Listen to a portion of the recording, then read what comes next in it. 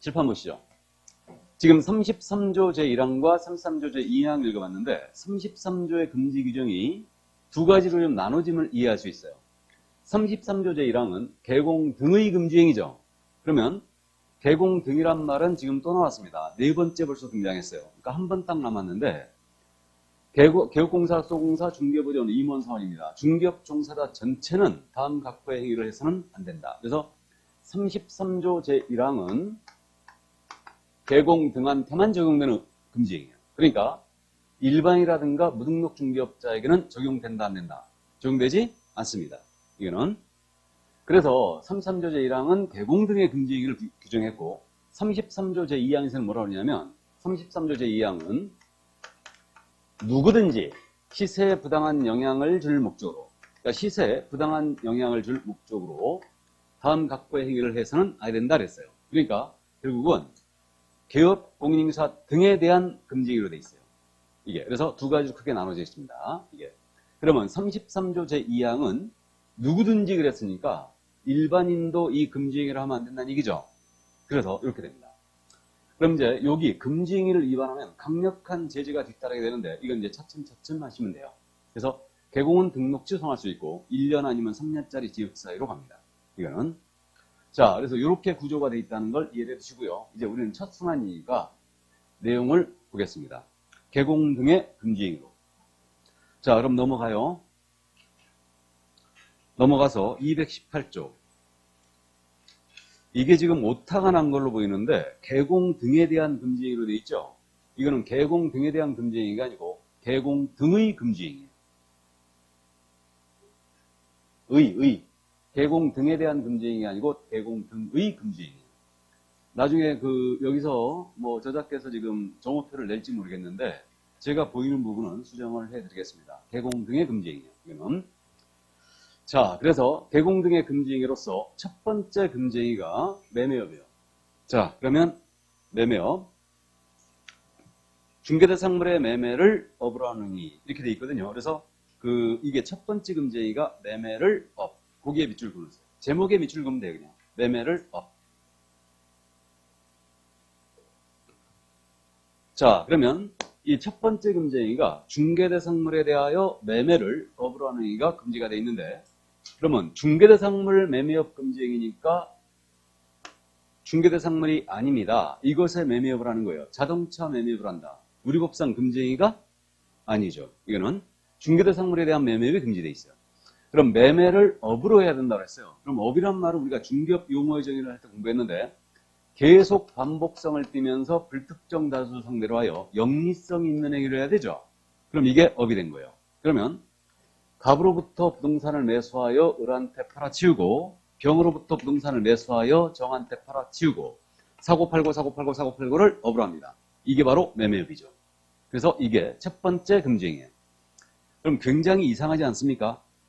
우리가 부동산을 갖고 노는 사람인데 매매업이 차단되어 있다니 이게 뭔 얘기냐. 이게 우리는 중개를 업으로 알고 있는 거예요. 그러니까 매매업은 전면 금지입니다. 만약에 개공한테 매매업을 허용을 한다면 알고 있는 정보를 이용하여 부동산 투기를 조장하고 가격 상승을 초래하고 질서를 문란하게 할 우려가 있더라고요. 그래서 매매업을 전면 차단했습니다. 그래서 우리는 매매업 못합니다. 그럼 결국은 사고팔고 업을 못한다. 근데 우리가 흔히 하는 말로 돈에는 장사 없다 그러죠. 그럼 우리가 중개사무소 열어놓으면요. 진짜 그런 물건들이 있어요. 시세가 10억인데 진짜 좋은 물건인데 하자가 없어요. 손님이 해외 이민을 간다고 금매로 팔아달래. 9억에. 그럼 돈이 보이죠 이거? 돈이 보입니다. 그럼 이런 물건 나오잖아요. 개공이 바로 계약금 줘버려요. 바로 계약금 줘버립니다. 그리고 얼른 손님 찾는 거지. 맞죠? 아니면 지인한테 야 이거 사라. 진짜 이거는 돈 된다. 그러니까 사라. 그러는 거죠. 안 그러겠습니까? 그러겠죠. 그럼 결국 개공이 손님 거를 직접 샀다. 그러면 잠시 후에 하게 되는 직접 거래. 이건 3년 이하의 족수 3천만 원 벌금이에요.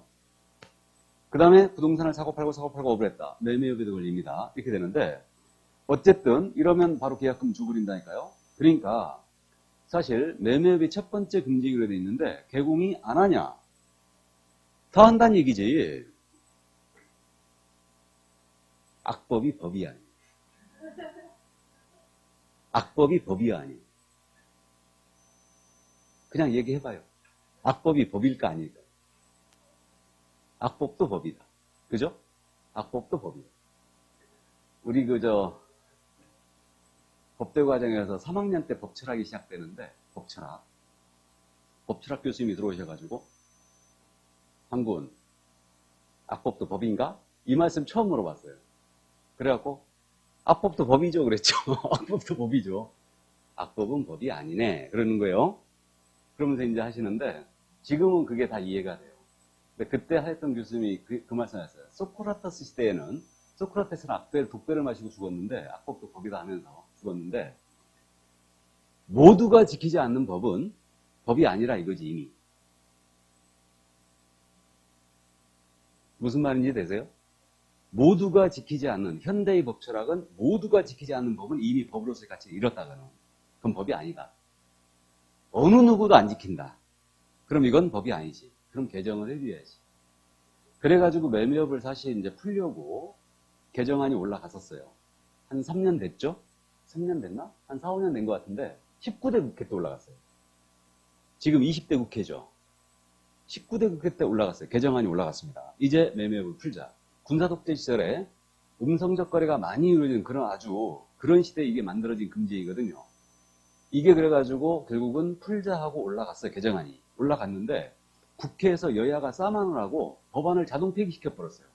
회의가 끝나면 그래갖고 19대 국회 때 가장 법안이 폐기 많이 했던 때가 그때예요. 둘이 싸마느라고 자동 폐기된 법안이 2만 건이 넘었어요. 법안들이. 그래갖고 우리도 개정이 안 된 거예요, 이게. 그러니까 개정안 올라갔다가 푸는 걸로. 올라갔다가 폐기돼 버렸습니다. 여전히 갖고 있지. 이 정부에서는 이거 틀렸지. 오히려 이 정부에서는 늘렸어요, 더. 금지행위를. 원래 금지행위 우리 7가지였거든요. 7가지 더 늘려놨어, 지금. 이걸. 풀지는 못할 만하죠. 그러니까 어쨌든 매매업 현재 못합니다. 사고팔고 업으로 못해요. 그러면 내명의로 지금 못한다는 얘기죠. 그죠? 그럼 타인 명의로 하잖아요. 그럼 부동산 실명법 위반. 그건 5년 이하의 징역이 또 더 커져요. 그래도 안 하느냐? 그래도 합니다. 삼수갑산 가더라도 하는 거지, 그냥. 이게. 그러니까 어쨌든 문제가 좀 있는 규정이에요. 자, 그러나 우리는 합격은 해야 되니까 매매업 안 돼요. 첫 번째 금지입니다. 이게. 그래서 웬만하면 배우자의 명의는 남겨놔야 됩니다. 배우자는 실명법상 피해갈 방법이 좀 있죠. 실명법상. 근데 배우자가 더 무섭나? 그럼 배우자 없는 사람 어떻게 해? 얼른 만들어야지. 네. 자, 그러면 이제 두 번째 금지행위로 합니다. 무등록 중개업자인 사실을 알면서 그를 통하여 중개의뢰 받거나 그에게 명의를 이용케 하는 이. 이게 지금 219쪽이죠. 자, 이게 두 번째. 그러면 그 말미에다가 무등록 중개업자와의 거래를 하고 가로 열고 그렇게 메모를 했어요. 무등록 중개업자와의 거래. 이게 두 번째 금지행위. 그래서 앞으로 제가 무등록 중개업자와의 거래를 하고 제목을 풀 거예요. 그럼 이건 뭐 크게 어렵지 않습니다. 이거 이제 조문대로 가면 되는데 무등록 중개업을 하는 자인 사실을 알면서 그를 통하여 중개 의뢰를 받거나 그에게 명의를 이용케 하는 거예요. 두 가지가 다 금지되어 있는데 그럼 무등록업자임을 알아요. 알면서 그를 통하여 중개 의뢰받는 행위 그리고 그에게 자기의 명의를 이용케 하는 행위가 두 번째 금지행위로 이렇게 돼 있는데 그럼 무등록업자임을 알면서 그를 통하여 중개 의뢰받았다. 이건 그거 아니겠어요? 중개대상물을 우리 개공이 소개를 받는 거예요. 소개를 받는 과정에 무등록업자를 통하여 소개받으면 안 된다는 얘기죠. 그러니까 이자의 업무 활동을 도와주지 말라는 얘기죠. 그 뜻이에요. 그럼 뭐 문제 없고 이자에게 자신의 명의를 이용케 하지 말아라. 그럼 이건 뭔 얘기냐면 그거 아니겠습니까? 갑을 간의 거래를 무등록업자가 소개했어요. 소개했는데 계약서를 써줍니다. 이 계약서에 무등록업자가 자신의 명의를 넣어줄 수는 없잖아요. 그러니까 개공 A의 명의를 이자가 빌리는 거죠. 그래가지고 A가 여기다가 도장을 찍어주는 겁니다. 이거 하지 말란 얘기예요. 이게 명의 이용이에요. 예, 그래서 무등록업자임을 알면서 그를 통하여 중개 의뢰를 받거나 그에게 자신의 명의를 이용케 하는 이. 그럼 이 물건에 대한 거래 성사 여부는 따지잖아요. 우리는 행위 자체를 금지하기 때문에 무등록자를 통하여 의뢰받는 순간 이건 금지가 됐고 이 물건에 대한 거래 상사 여부는 따지지 않습니다. 그리고 명의를 이용케 하는 것도 금지예요. 그러면 대전제가 지금 뭡니까? 알면서 하라고 그랬죠? 알면서. 무등록업자면 알면서. 그럼 무등록업자와 거래를 했다. 오리발을 확 내밀면 되겠네요? 몰랐다라고? 알았다는 검사가 증명을 해야 됩니다. 이게. 그래서 알면서 해야 돼요. 근데 실무적으로요, 무등록업자들은 자금력도 풍부한 경우가 많고요. 좋은 물건 갖고 있는 경우도 많아요. 그럼 그들과의 거래를 완전히 차단할 수는 없죠. 했다가 걸리면 어떻게 해요? 몰랐다라고 오리발을 확 내밀어야지. 그죠? 예를 들어서 두 번째 금지행위, 이렇게 무등록업자와의 거래행위. 이 정도 이제 이해만 해주시고요. 자, 다음 이제 세 번째 금지행위로 넘어갑니다. 세 번째 금지행위는 지금 220쪽이에요. 사례, 증여, 그 밖에 어떠한 명목으로도 법제 32조에 따른 보수 또는 실비를 초과해 금품을 받는 행위. 그러면 보수 또는 실비를 초과, 여기에 딱 밑줄 그으면 되겠네요. 보수 또는 실비를 초과. 그러면 세 번째 금지행위는 보수 초과 행위예요. 이거 하지 말란 얘기죠. 그럼 이것도 뭐 우리 법정 한도가 있죠. 그래서 우리 법이 정해준 중개 보수의 한도가 있죠. 이 한도를 초과하여 재산적 가치가 있는 일체의 것을 다 받는 게 다 금지예요. 이거는 명목을 따지지 않아요. 고마워서 주던 증여로 주던 명목에 불문하고 정해진 한도를 절대 초과해 받아만 한다. 그럼 이거 있잖아요. 보수 초과에 대하여 더 받게 되면 1-1이거든요. 1년 이하의 적금 1000만 원의 벌금에 처하게 되는데 우리 개공 한 분이요. 이걸 가지고 헌법소원을 낸 적이 있어요. 보수 초과 가지고 징역까지 보내는 건 너무 심하다. 해갖고 헌법소원을 냈는데 이 헌법소원이라는 게 뭐냐면 국민의 기본권이 침해가 됐을 때 더 이상 구제 방법이 없잖아요. 그러면 헌법소원을 제기할 수 있죠. 헌법소원을. 그래가지고 이거 위헌이다. 국민이 갖고 있는 행복주거라든가 직업선택의 자를 너무 침해한 것이라 제재를 너무 세게 하는 바람에 침해한 것이니까 이거 위헌이라고 헌법소원을 냈어요. 그럼 헌법재판소에서 이거 합헌 판결 날게요? 위헌 판결 날게요? 예? 당연히 합헌 판결 났으니까 공부하고 있겠죠? 헌법재판소에서 이거 위헌 판결 났으면 이거 무효니까 공부 안 할 거 아닙니까, 우리가 이거는. 그죠? 합헌 판결 났죠. 왜 합헌 판결 났냐면 부동산 중개라는 게 국민경제에 미친 영향이 너무 크대요. 그래가지고 이렇게 1-1 때리는 게 과도한 규제라 볼 수 없다라고 했어요. 그래갖고 전문 직업인의 보수 중에 말씀드렸듯이 우리처럼 보수를 더 받았을 때 감옥 갈 수 있는 건 우리밖에 없다고 그랬죠?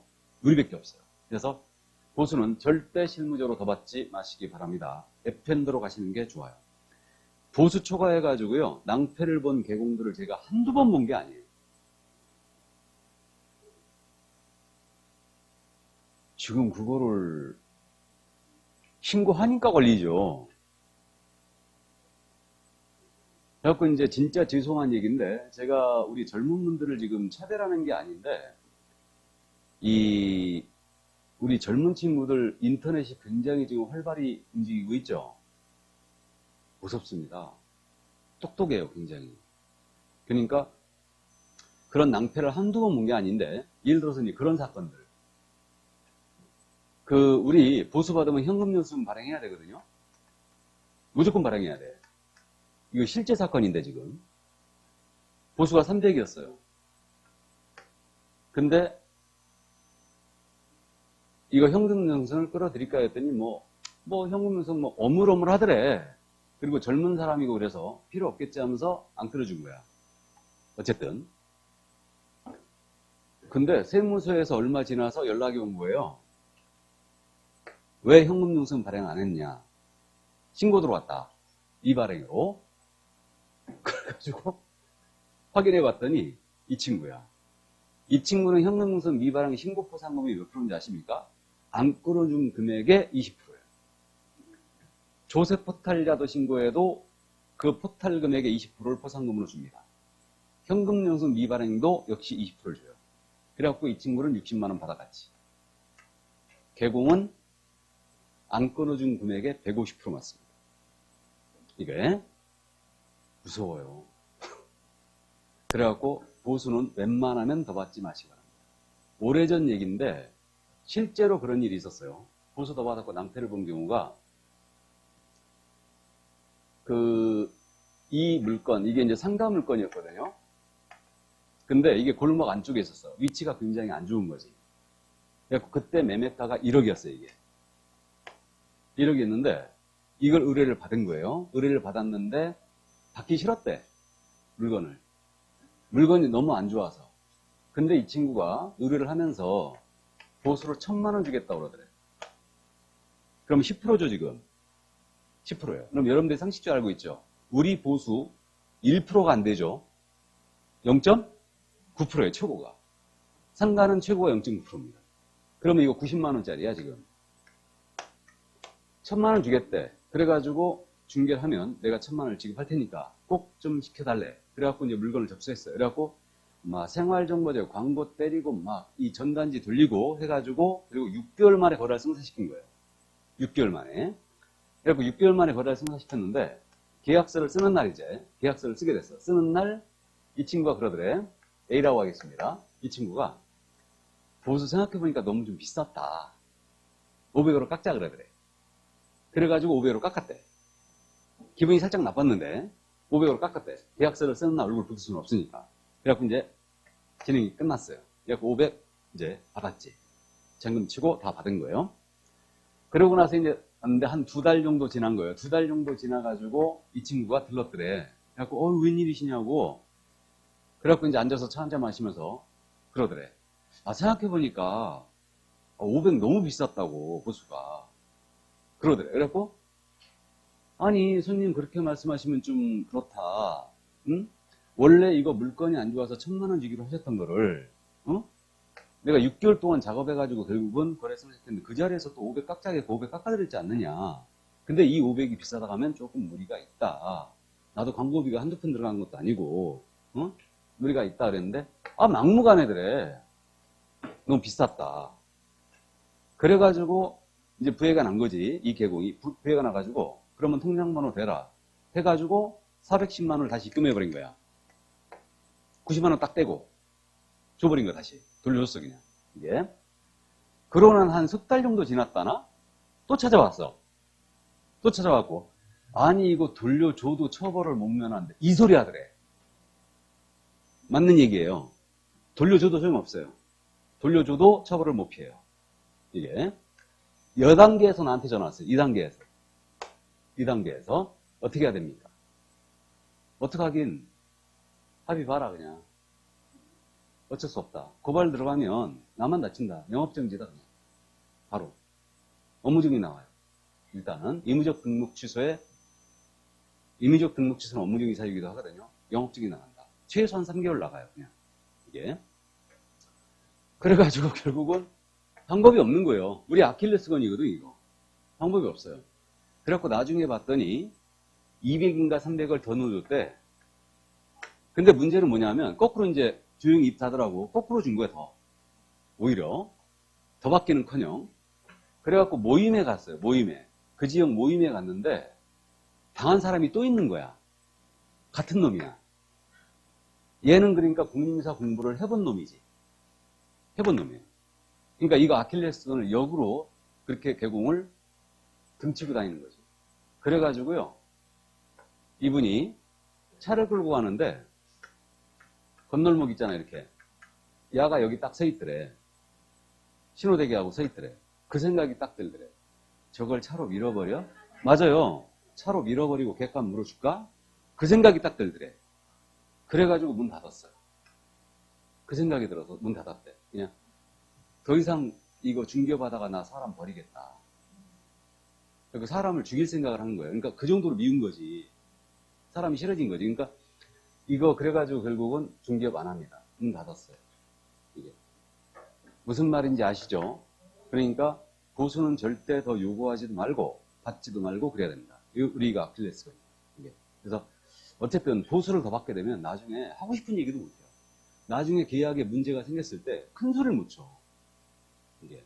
그러니까 보수는 FM대로 가는 게 좋습니다. 그래서 어쨌든 이렇게 낭패를 본 경우들을 저는 한두 번 본 게 아니에요. 그러니까 되도록이면 FM대로 꼭 받으시기 바랍니다. 이게. 자, 그러면 보수 초과행위 일단은 명목불문하고 더 받으면 안 된다. 이렇게 돼 있고.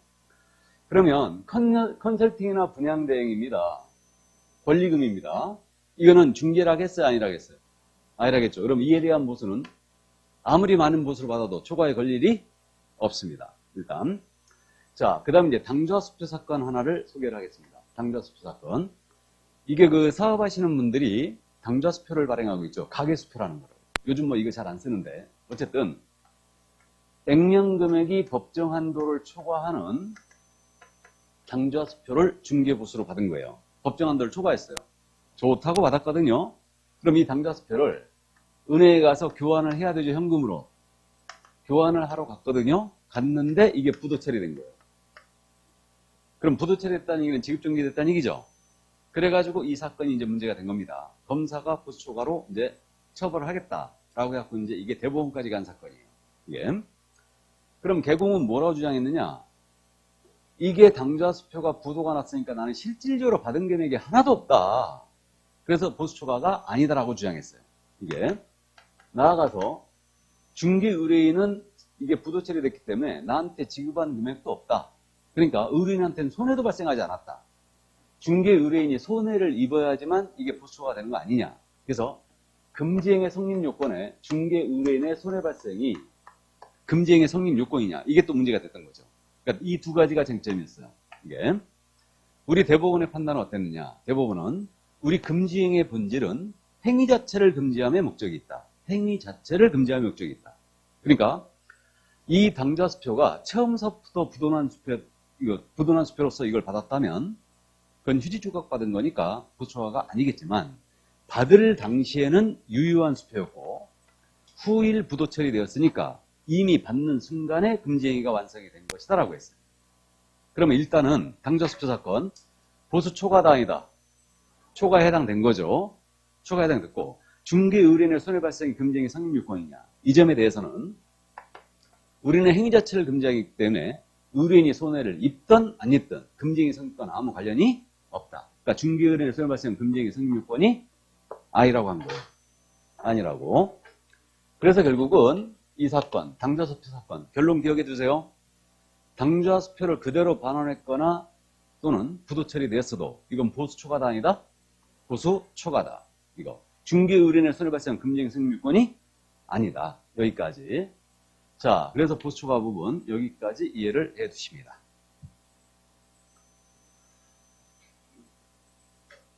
이 개공은 진짜 운이 없었던 거죠. 뒤로 넘어져도 코가 깨진단 말이 이거 아닙니까? 돈 받지도 못하고 여기는 처벌만 된 거예요. 그죠? 그래서 어쨌든 좋습니다. 자, 그럼 여기까지 하고 좀 쉬었다 할까요? 네, 컵 10잔 먹고 가겠습니다.